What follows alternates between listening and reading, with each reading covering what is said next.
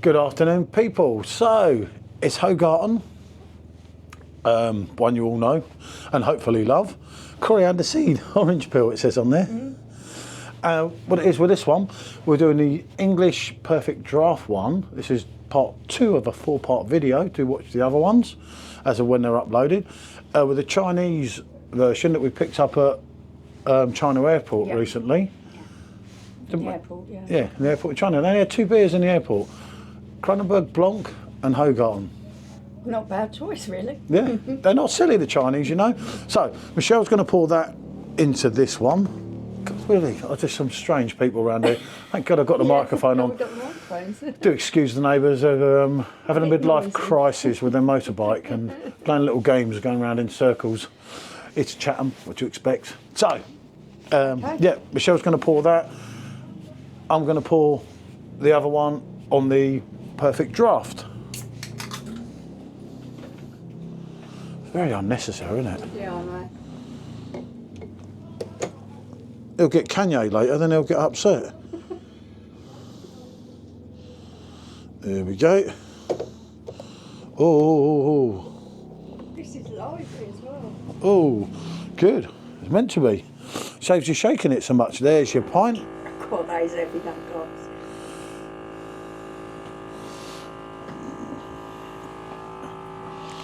So there is your stand. Remember, that's a standard pint can. Oh, straight away I'm noticing the difference.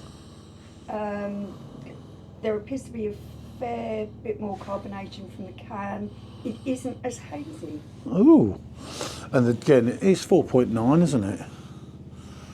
And if you look at the head, I would be stunned if it wasn't. this is more compact. See that?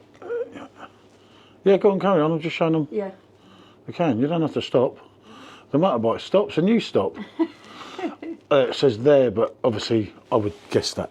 I would be surprised if it wasn't the same all the way around the board, because Yeah, they don't tend to mess about with things like that, do they? so yeah. Obviously, looking at See it, it from that side. I'm not seeing a lot of difference. I don't know what you lot would see on the camera. I don't know whether to see it on the camera, but definitely from the angle I'm looking at it. More it's carbonated. It is more carbonated, yes. Yeah, because there's If you bubbles. Look at the head is much nicer. Yeah, there's bubbles. Can I just bring that up and show you? There's bubbles just under the head, and you can see the carbonation going up. I don't know if you can see it on there. I have to hold it up myself to see it. Remember, these are not nucleated glasses, and they're seriously going This up glass and up is and up. so heavy. It could be a lethal weapon. It really is that Don't heavy. tempt her, people. God. So let's have We know about the orange trick. We're not going to go there on this one with the orange. the coriander. Or shall we? Shall I stick an orange in? I'll stick an orange in that one. If you're going to do it, you've got to do it in both, because you can't really compare them. Maybe we should taste them first before we put them Well, go on then.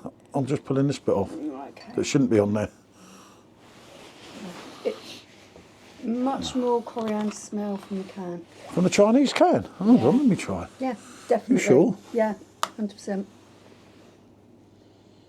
It's quite strong. I think even you'll pick that up. Yeah, but I just don't, they seem quite much. You've got your, what you say, your bread in this, your yeast in this. You can go whatever way you want on it. For me, it's coriander, it's zesty, and you do get that Belgian yeast that you get more like a different kind of more full-on yeast when you do it when you smell or ponder on a Belgian blonde, because obviously it's more in depth with it. Yeah. Remember, this is 4.9. Your Belgian blondes, you're talking higher up the level. They tend to be a bit more punchy, don't they? There's 7-8% and so on, aren't they? Okay. So let's The see. first one first. Where we go.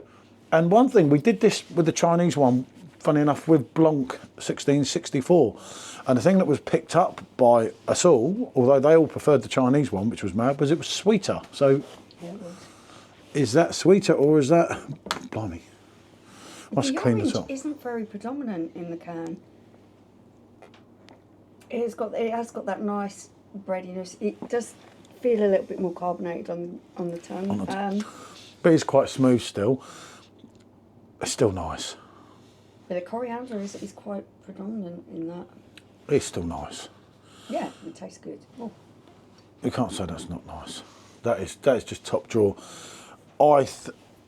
I think that the straight away through tasting that though, that it's not tinny in any way, shape or form, because we've got a bottle to do next. We've actually got a Belgian bottle, which will be on the video 3. And the reason I said in the last video, the reason I'm doing 4 videos is because no one's going to listen to us two Wallies for 32 minutes.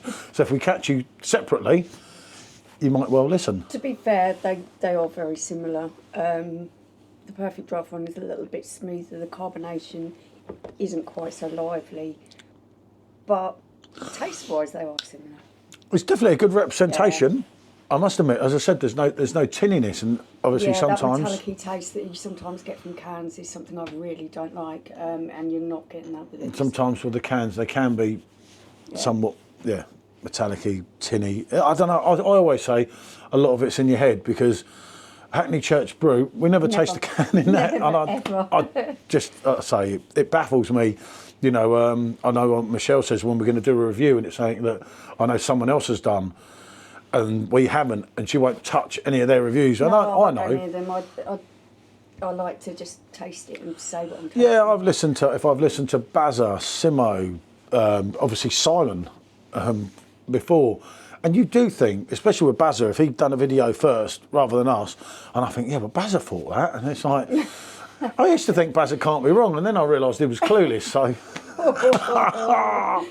at the time of watching this video, we might have had a challenge, me and that old fella, but we'll see what's happening there. There's a good bit of banter, we're having a good bit of messages and that, and it's all in good. Yeah, it's all in good humour, isn't it? And we are kind of digging each other out, shall we say, but it's nothing. It's not a YouTube drama. I can't wait to see a food challenge, that'd be fun. No, and I can't lose to him. It's my image, people. Right, let's go again.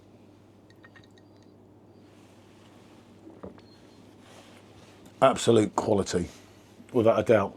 But is there that much in it? Michelle's definitely saying no. I'm not sure. I've got to. No, there isn't a lot in it. But on the carbonation.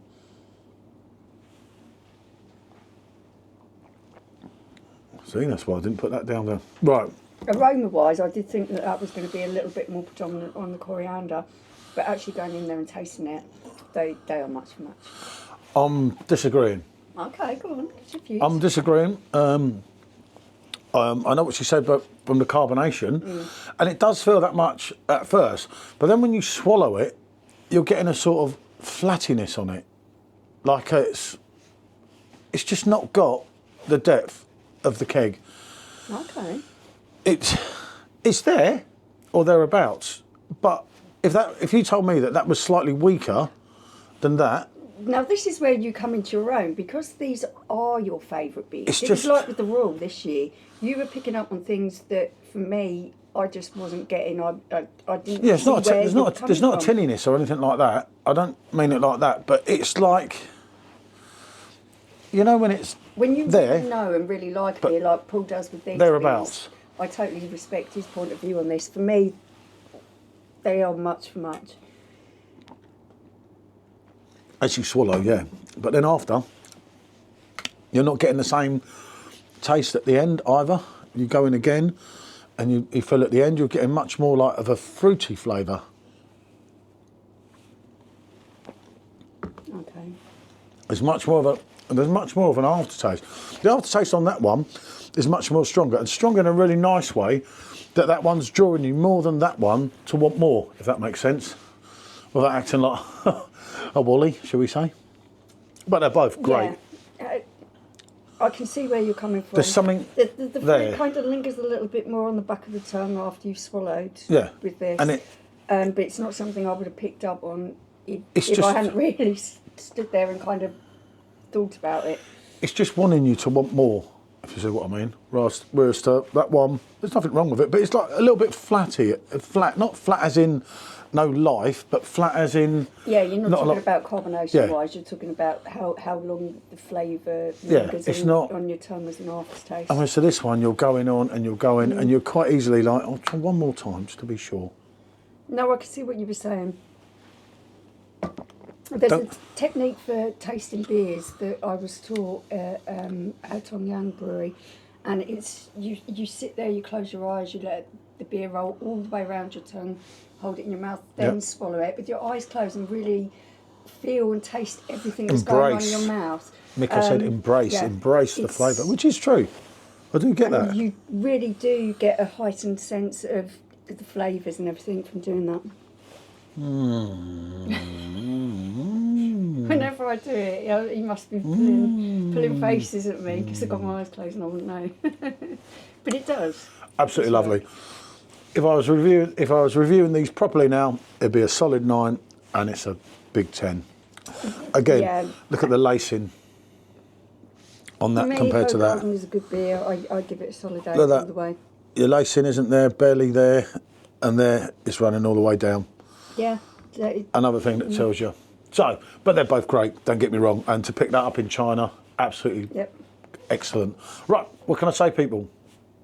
Bonjour.